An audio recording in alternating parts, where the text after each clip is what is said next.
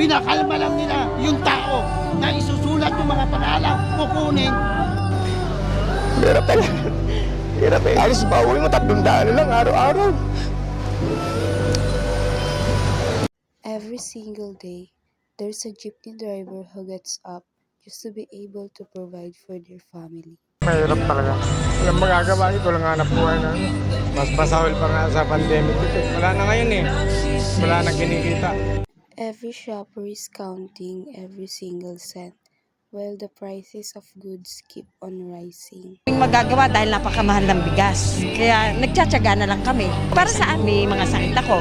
Napipilitan ako dahil siyempre kailangan dahil napakamahal ng bigas.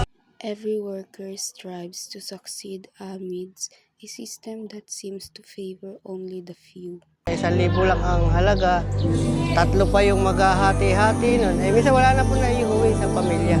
Sa 2 ikot mo, kung wala kang makuha ang pasayro, abonado ka pa sa dito. Awa na po. Kaya wala po talaga kami. Para kami, nagbabaliwan lang.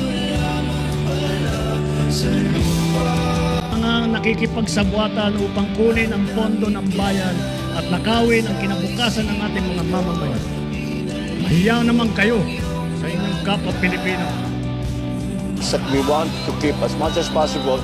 Huwag po mag-alala ang tao. We are securing the supplies of oil. We are securing the supplies of food. And so far, sapat naman ang ating mga supplies, ang ating mga naka-stock. But are words truly enough when promises are heard over and over yet rarely seen in action? This is not simple exhaustion. This is the bitterness of corruption and hardship that every Filipino feels deeply. In every drop of sweat from the jeepney driver, every peso saved by the shopper, and every sacrifice made by the worker, there lies the true strength of our nation. We may have long been silenced by fear, hardship, and promises heard, time and again, but rarely kept.